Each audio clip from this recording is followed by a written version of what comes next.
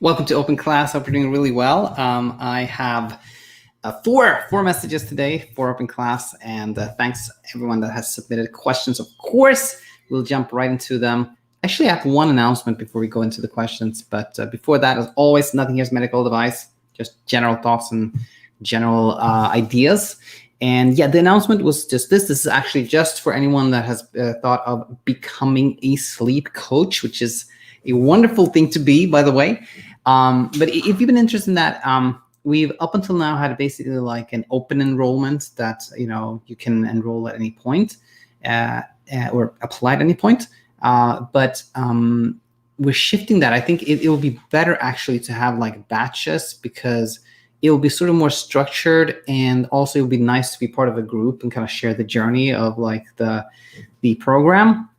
And then we can have what's also been missing, which is a graduation party where like everybody graduates and you can congratulate everybody who is, on to the next thing. So the first batch is going to be July 15th. And then it's going to be every quarter. There's going to be like three or four slots, depending on like how what seems to be the best. So just wanted to like share that as a general announcement. So, okay, with that said, let's jump into the questions. So first, we have two sort of like longer questions, and I'll try to maybe break them up so that it'll be bring the most value. And then we have two shorter questions. So one of the longer ones is from Anita, and she writes the following. Her topic is insomnia and fertility, early pregnancy, and meds. Hi, Daniel. First, thank you, triple exclamation mark. Anytime. Thank you so much for sending a question, Anita. I have been listening to your channel for a couple of months at least, and found it the best resource out there for my insomnia. Though I'm still struggling a lot with it, I feel like I have tools to manage some aspects of it and just feel better about the situation. Super glad to hear this. Quickly, some background on my insomnia. I've been dealing with insomnia for about 3 years. My first episode was in 2016, but it was short, like a month or so. 2 years later, I had my daughter, and when she was about 6 months, I had the most difficult episode. I thought I was going crazy and would be unable to take care of her anymore. I was also diagnosed with postpartum depression.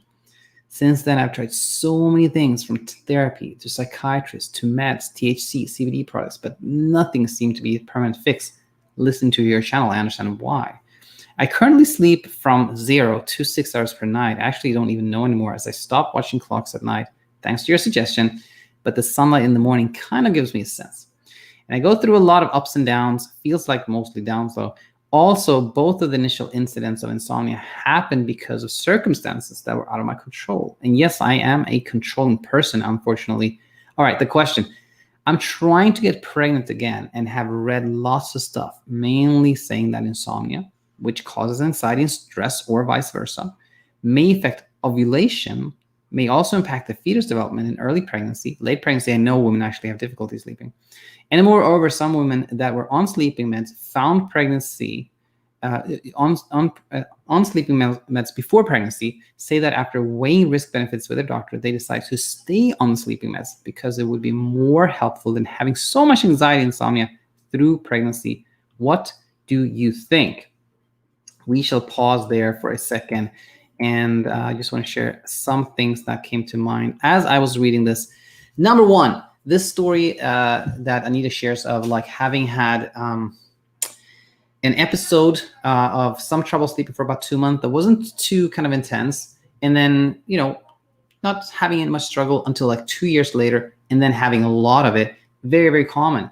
What basically happens is that, I'm going to use my new matrix analogy from Alina, which I think is so helpful, is that when you've never had any trouble sleeping, you're sort of in the matrix where you don't know that you have no control whatsoever of your sleep. You somehow think that sleep just happens. I have some control over it. I can make it happen. It's kind of like the same thing with the emotions sometimes. And then there is this episode where that sort of comes into question. There's some stress. You struggle with sleep sometime. You don't quite understand it, but then somehow you get distracted and you start sleeping better again, and you sort of like, you just want to forget about it. You want to go back in the matrix and to that place where there's like, you think you have some control over sleep. But what has happened is that this kind of safety system in the brain has taken note, and it's kind of seen that there is like this matrix issue, like, oh, maybe there is a problem here. Maybe I don't have control. Maybe what if I have trouble in the future? Like sleep has made its mark on the safety radar. There's something there that kind of the brain is kind of like on the lookout for, but it's not a big item on the radar. So you sort of kind of half go back to the matrix where you kind of like, you don't want to think about this. You live your life and things are fine. Things are like on the surface, things are all fine, but we know that there is a little bit of problem there, right? So then you have a baby, and this is of course one of the most common reasons for like more like intense insomnia, because there is like, you are going to be up at night, and then you've had this priming for like, you had this idea that there's a threat there's a problem, like you can have this thing called insomnia again. And of course when you're up with your baby, then all these ideas come back again. What if I can't sleep? What am I going to do? What if I lose control? What if I can't be a mom? Such a common one. Like, what if I can't be a parent because of this? What if I lose my job? All those things come back. There's fear, there's attempts at escaping the threat. And then as Anita pointed out, the more you try to escape it, like suppress the fear, etc., the more it seems like there is really something there to be afraid of, etc., etc. But my point here was mainly that it's so common to have this kind of like the priming event in the beginning or at some point, and then things are kind of like, they seem to be fine for a while, and then things come back full blown. It's really just because there was that kind of sleep was on the radar already, and that's why things are more intense like the second time around, if you will. Nothing strange or unusual. Very, very common story there. Now, getting more detail here, like the questions here from Anita are about like, okay, I've heard that how you sleep can affect ovulation, so kind of like how likely you are to become pregnant, and it can affect like, the fetus and its growth and all kinds of things. Now, I think a super important question to ask yourself when you read this is how reliable is this type of information? Where does it come from? And here's the thing: when you want to establish something scientifically, you really need a double-blind, placebo-controlled randomized trial, or at least some type of randomized trial, right? To be able to tell if something causes the other thing, right? And so how likely is it that someone has taken like, 1,000 women and induced insomnia in half of them and made sure the other half did not get insomnia, and then study them for years to see which group had more trouble with getting pregnant, and to do that you would have to like study things like what birth control they were on, if they're not were on control, and like how frequent they had sex and all kinds of things, while maintaining insomnia in some and keeping some from not having insomnia, right? You can see that this is impossible. So just thinking of this, you can see that there's absolutely no way that anyone can have established that insomnia causes problems with fertility. It's just not possible. And when you read the headlines and you really dig into like some headline like, okay, insomnia causes fertility problems, you'll find that it was some study on like lab rats where they like check their hormones after having them not sleep for 2 weeks, which has nothing to do with insomnia. And it's just not applicable. Like, it's just, you cannot apply this. And it's the same thing. Again, nothing is medical advice. It's just me sharing my general thoughts. Same thing when it comes to like how medications affect pregnancy. If there is like some really, really significant problem with the medication, we probably know by now, right? If it's not a new medication. So I would say, apart from kind of like some obvious issue with the medication that probably would have been established by now, I think it's sort of the same, that it's not quite known how sleeping pills affect or doesn't affect, fertility or your baby or anything like that. We know that they've been around for a long time, right?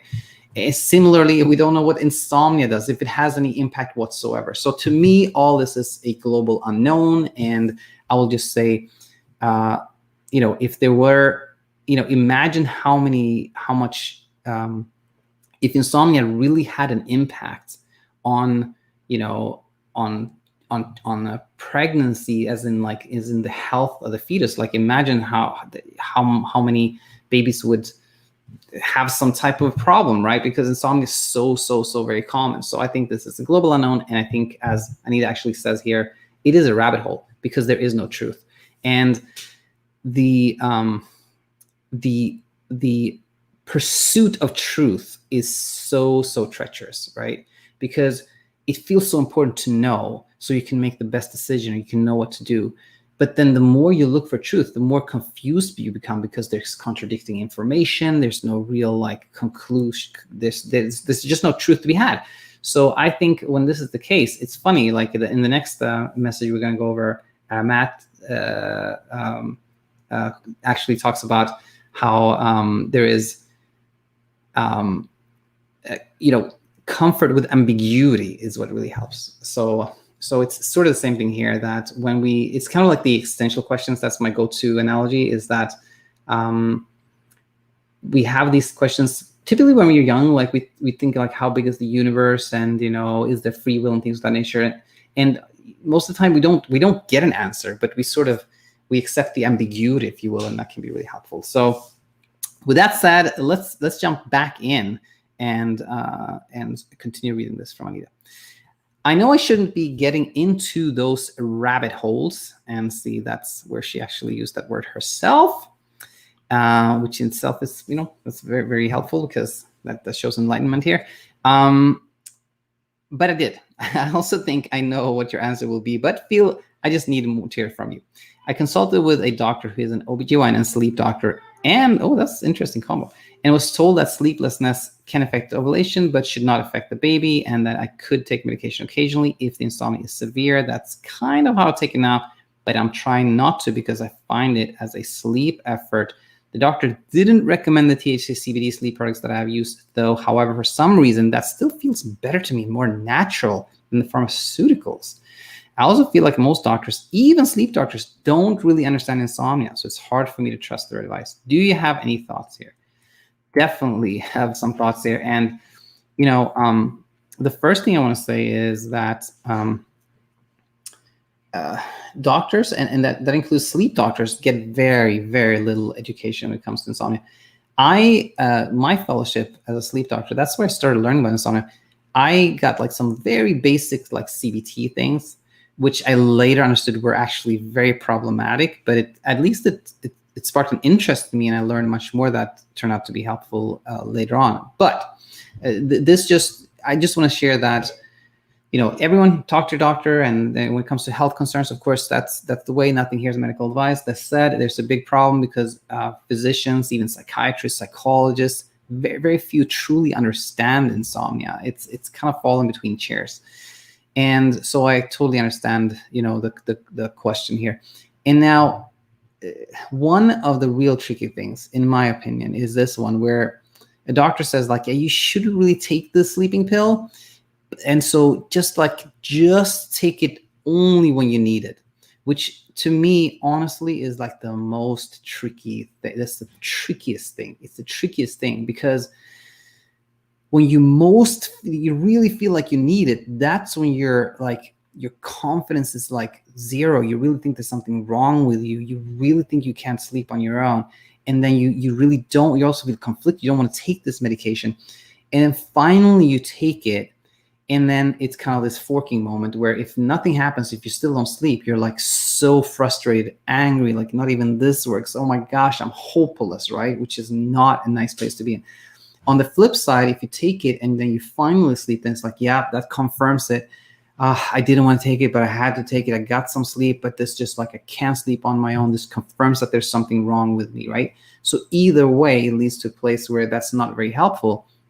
And that happens particularly when you take something conditionally. You kind of hope that you will sleep tonight. You wait for sleep to happen. You don't. You feel conflicted about taking medication, but then you finally do, which all comes from this like the as needed use of sleeping pills, which is very different from when somebody's like, I take this medication, the same dose, same time every night, no matter what happens. Then that medication essentially is a non-factor. It's a non-factor because that person will see that fluctuations in sleep has nothing to do with the medication, And so it's really tricky to see this when you're taking something as needed, because often there was such a sense of relief when you take the medication, which is this delegation, which is like you've tried so hard to sleep, you've been frustrated, angry, and then finally you think like, I'm going to take this and I don't have to do anything. The thought becomes, this pill will take care of sleep. At least for tonight, it will take care of sleep for me.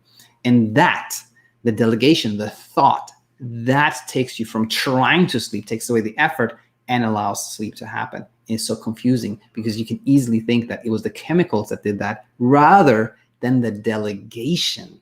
The delegation, that's where the magic is in. The delegation is where the magic is in. So when we see that we can delegate to ourselves, then you know, that's really, really helpful. But yeah, tricky one there. So just some general comments there, Anita. And I see there's a live comment, which I'll get to when we have read this message from Anita. So let's go back to the message and continue reading what Anita has to share. I think that I'm really anxious about the secondary attachment of pregnancy. As much as I feel like I understand all the theory you've been amazingly teaching, I just can't figure out how to put it in practice. Well, I'm happy that I'm up tonight, very late, finally found the time to write you this heartburning question. Hope you can get to my questions soon. Thank you. Anytime, Anita. And, you know, this is very important, I think, the part where like I understand all the theory, I just can't figure out how to put it into practice, which sort of is like, if you put it this way, that, you know, you didn't do anything, you, Anita, or anyone else. This is again for anyone. Like, you didn't do anything to make yourself have the type of thought patterns that produce anxiety, fear, and insomnia. That happened. The brain did that all by itself. You know, you didn't make that happen. It just did it all by itself.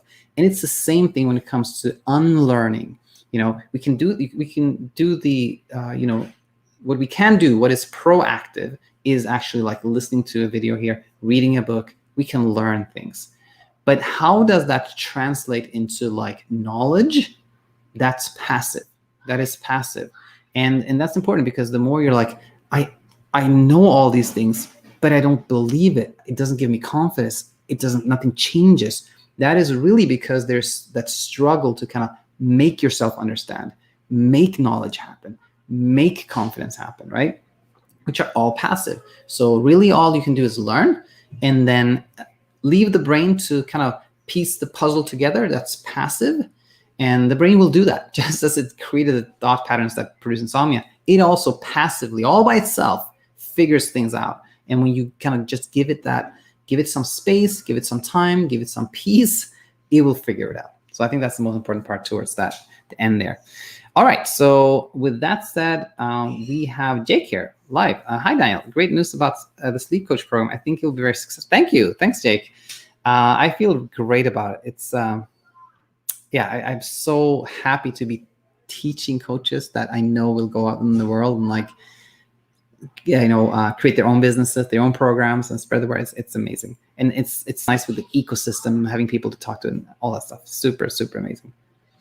All right, so let's go to the anonymous question here, which will be here. So it goes like this. Essentially, I have some vaccine anxiety, but not because of the reasons some people might. I basically just looked at the side effects and was kind of like, yeah, this is going to interrupt my sleep. And as a result, as the second dose, which is supposedly worse, approached, I had trouble sleeping for a few days in a row.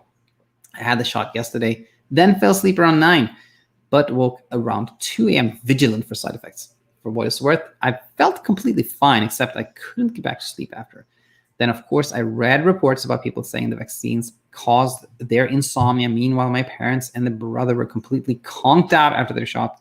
And I have friends talking about how tired they were after it, while I sit here wide awake after 4 hours. LOL, I know why this is. There's 2 reasons. One is everyone reacts to vaccines differently. I'm lucky to, knock on wood, not have experienced side effects so far, but also have, what if this vaccine causes insomnia in my mind, even though I know it can't? I also know this because I slept a bit after getting it, and my sleep was already getting a bit rough leading up to it. The second and real issue here is 2 a.m. is way too early for me to wake up, not get back to sleep, and now not have anxiety the next day. I'm just not at the point yet where I can quite accept such an early awakening. I have been getting better in some respects. I used to be unable to accept waking up at 5 in the morning. Then I did over time and slept fine. I also still am bothered by my 24-hour threshold, which basically means someone who's like, I can't be awake for more than 24 hours. And 2 a.m. is pretty early into the night. It's really kind of like hard mode, because going to bed before like 10:30, 11 is just self-sabotage. Even if I sleep, I'll be up way too early, and that's close to my threshold. I guess in my mind, I'm gearing up for another big one, because the chips all seem in place for that. And I could really use a bit of encouragement. I took today off work as a result of my night, and I'm really feeling like I've regressed. The reason I know the time, despite being timeless, is because of anxiety. On normal or even nights of minor struggle, I can get through it just fine. I don't check the time. But the other night, my anxiety was so real, I just had to know, which kind of brings me to the next part of my letter. I was about to comment on your channel a while back, thinking I found the cure to my insomnia. The cure was a combination of your idea of timeless nights combined with the idea, which made sense to me from an old video of yours. I believe it was someone named Pexi curing their insomnia just by laying in bed for 6 hours and not caring if they slept. I guess what I called the combination of these ideas was embracing ambiguity. For me, I found it hard to befriend wakefulness without spending time in bed, at least trying to sleep. A full night of being awake on the computer or reading a book leaves no ambiguity about whether I was awake. On the other hand, this morning I lay in my bed from roughly 7 a.m. until 8 when my alarm went off. I remember tossing and turning, but only very briefly. I have a little memory of that time, and that gives me some comfort. In a way, it's kind of like chasing sleep. But over the past few months, when I did have a rough night, embracing ambiguity let me feel better about the following day. Curious about your thoughts on all this. Thanks, as always. Anytime. And I actually want to start with commenting on the... Actually, I have something to share, which was that the person who sent this message sent another message saying that they slept really well the following night, and they were like, you know what?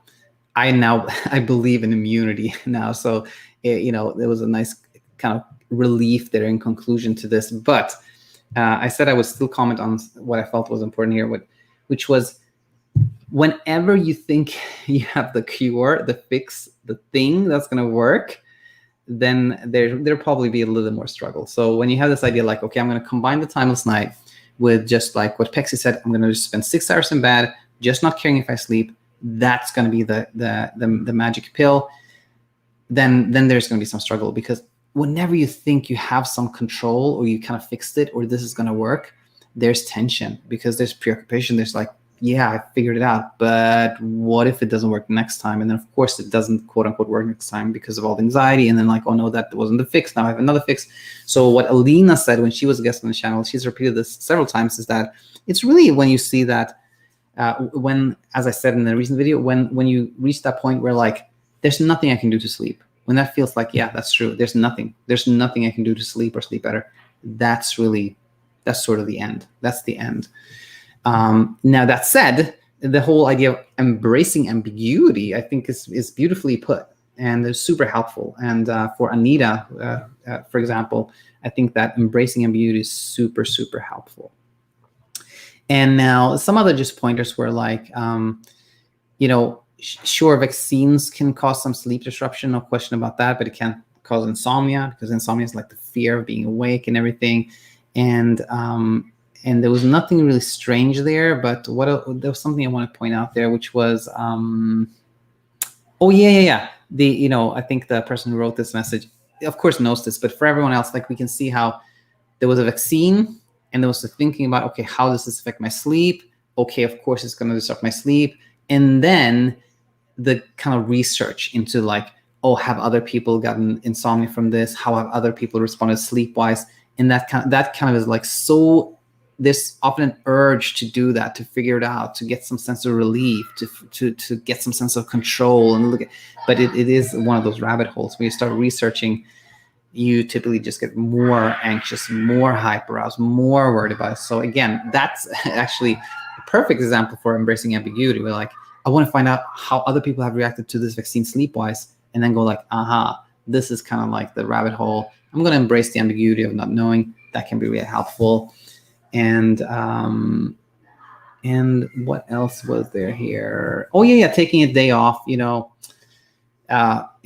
can certainly be helpful to kind of like not change your plans and things like that, even if you haven't slept less. True, but on the flip side, when you do that was an act of self-kindness. You know, you did that because you felt you needed some rest, etc. You know, just always be gentle and kind to yourself. And I think we'll conclude there. Let's hope anonymous, if you hear this, let us know what you thought, and we will go from there.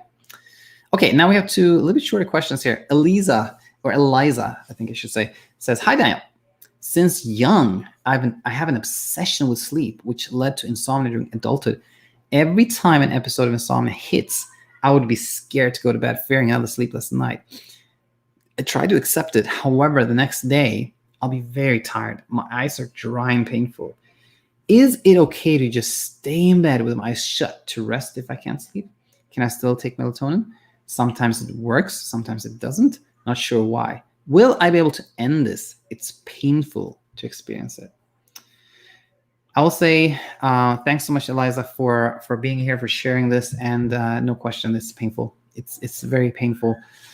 You know, I personally, I have not had that struggle with insomnia, but I have been so immersed in this space for such a long time that I hear over and over again about how painful it is. So no question there. Now, understanding really is the key, I think, because when you understand where the pain comes from, then things get a little easier. And what do I say by this? Well, anyone who's hearing this, you can check out. I don't remember the number now, but if you just search on YouTube here for Insomnia Insight Battle Scars, you'll find an episode where I talk about what I call the battle scars, which is basically like when you have like the itchy eyes, the burning, the dry eyes, you know, the headache, the pain, the anxiety, the sadness, the frustration, the heavy feeling of like, you know, tiredness, all those things. And the tricky thing here is that when you sleep a little and then feel this way, then two things have happened. One is that you slept a certain amount, which is less than you would have liked to slept. You slept a little, let's say. And then also there was this battle, this like trying to sleep, trying to figure out the self-criticism for not sleeping, you know. And which one of those is it that makes you have these like battle scars? To me, there's no question. It is the battle. The battle produces the battle scars, but there is no enemy. And also the amount of sleep was not so much the culprit. Like, of course, if you sleep a little, there can be some fatigue from that, but that heavy fatigue, the pain, the anxiety, the self-criticism, the blame, the anxiety, the fear, that comes from the struggle. And, you know, when you see this, then one thing becomes very clear, which is that you know, there is no need to chase sleep, like to try to get a certain amount of sleep, because you can sleep a lot. As somebody who's, let's say, on the depressed side, you know, sleeps like 13 hours a day, but also has this like self-criticism. Why am I so tired? Why can't I get stuff done? Even the littlest things leave me exhausted. I'm so depressed. That person sleeps a whole lot, but feels the same, like also has battle scars from a different battle, but the same battle scars. Now, on the flip side, you have a person who was out with their friends all night, had a whole lot of fun, and then goes to work the next day. They're a little bit tired, but it's still a great day. You know, they're like, oh, it's so much fun today. I'm working. I'm a little tired, but that was a great day. So you can see that, you know, how much you slept doesn't have as much impact on your day as how much you blame yourself. You're hard on yourself. You question yourself. You know, you're in the struggle, right? That's the battle scars coming from the battle. And we see this, it really just leads to one place, in my opinion. It just leads to one place, which is self-kindness. When you see that I can't control my thoughts, I can't control my emotions. Nobody can do that. I've been trying to control my thoughts and my sleep, and that has led to this battle. But there is no way to fail, because no human being can control these things. Again, leads to self-kindness, self-compassion, self-love, and then things get a little easier and lighter and brighter. So I think that's kind of like number one thing I hear here. Now, there were many other things that we could comment on here, which were, is it okay to stay in bed with my eyes shut? Can I still take melatonin sometimes? Okay, those two things. So basically, when you've had a night where you didn't sleep much, and you know, your thought becomes, I should stay in bed with my eyes closed for a little bit, then to me, it's intent that matters. If the intent is just like, I didn't sleep much tonight, and I feel like it would be nice to sleep a little more just to feel a little bit better, no problem. But if the intent is like, I'm going to try to get more sleep, I have to get sleep, I almost didn't get in sleep, I'm gonna try when I can. If the intent is kind of to chase sleep and try to get some more, then remember that the chasing sleep, trying to get more, is the reason for insomnia, you know?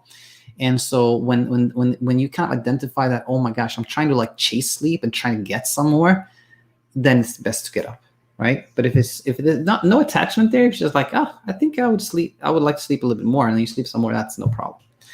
Now, melatonin, very similar. Like, if there is a belief that melatonin somehow makes you sleep, or you need melatonin to sleep, or that it's important, then it's a little tricky, because then it easily leads to a place where like, oh, all this calculation and forecasting and thinking and pondering and trying to figure out like, I took melatonin and I slept. Okay, good. It's working, but now it's not working. Why is it working now? And wasn't like, when those thoughts are there, they're a bit problem. The thoughts are problematic often. The melatonin itself is, in my opinion, completely harmless. Melatonin is completely harmless, but the thoughts that come with taking it, or taking it as needed, or trying to figure out what dosage, or if you take it or not, that can cause some struggle. As we already talked about this episode, like when it comes to medications or supplements or really anything else, it's the act of delegation that sometimes can seem like it worked. When you take melatonin and think, okay, this will take care of it, I don't have to do anything, there's no battle, no struggle, sleep can happen. But it was the thought, this will take care of it, that quote unquote worked, not the substance, right? So when we see this, then it gets easier to see that, oh, it doesn't really matter if I take it or not. And that makes it much easier and lighter as well. Okay, so last question for today comes from Joe. Let's take a look. Joe says, hi Dan, I did your program, and this was bedtime. We worked in the app back in January. And since then, I've slept better than when my insomnia first started, with most nights getting good sleep and some nights getting less than desirable sleep. But I just don't feel like I've fully recovered or back to how I was. I still think about sleep a lot. I get worried on those nights and days I don't sleep well. Is acceptance of all this the way out? Thanks so much, Joe. Joe, I don't know if I share this with you or not, but this is very kind of the question here is kind of very similar to a recent to something we talked about in a recent Insomnia Insight episode, which is like, is this my new normal? A lot of people are like, I'm doing better, but this is still happening. Like, is this my new normal or what? And the answer to that, to me, is always like, no, it's not like the new normal. It's just some residual fear. Like, there's a little bit of like lingering fear patterns in the brain, which is totally normal because it has been really scared, and it takes a little bit of time before it's like completely unscared. And so it's not a new normal. But the paradox becomes that if you sort of think about it as your new normal, it's like, okay, well, things aren't like the way I would like them to be, but it doesn't bother me too much. It's okay for now. This is my new, this is quote unquote my new normal for now. This is my new normal for now. Then there's this abandonment of struggle. You're not trying to sleep better. You're not keeping track of your sleep. Things are okay the way they are. That leads to kind of like the dust settles even more. The residual fear completely fades. And then, when you least expect it, so to speak, it's often like a little surprise that, oh, wait a minute, I haven't thought about sleep for a while now. And then you realize, like, I'm pretty much back to where I was.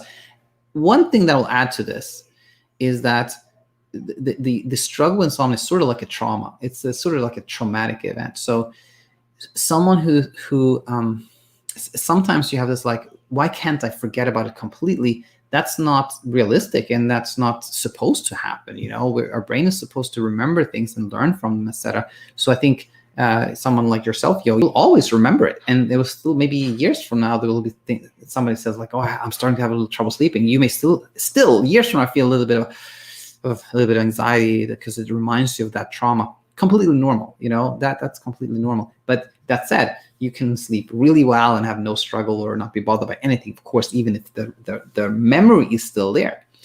And so the question was specifically here, like, is acceptance the key? I think it always is. And but to me, it's not so much like accepting that this is the way this is going to be forever. And this may sound contradictory to what I said about like saying like, yeah, this is my new normal, which means that just means like, yeah, I'm not going to do anything right now. This is the way things are for now, like in that sense. But when it comes to acceptance, my thinking is it's not accepting that I will have some trouble sleeping, residual trouble sleeping, or kind of fear about it forever, but rather accepting that there's nothing I can do to control that in this moment. In this moment, I can't control how I feel or how I think. And on any given night, I can't control how I sleep. And when we accept that, or when we're okay with that, we're sort of okay with, yeah, I can't do anything about that in this moment, then things become really nice and peaceful, and things settle down even more. So I hope that helped, Joe. And please let me know if this didn't make sense, and I'll elaborate. But I think we'll end today's broadcast here. I want to thank everyone for sending questions, and anyone who's tuning in here who feels like, you know what, this teaching is very, very, I like the teaching. I like the teaching here. It makes sense to me. And I would like just a little bit more of like support and guidance on my path to not struggling with sleep at all. Then please head over to thesleepcoachschool.com, where you can find ways that you could work with myself if that would be helpful to you. So yeah, with that said, thanks so much for tuning in, and I look forward to having you here real soon. Until then, take it easy.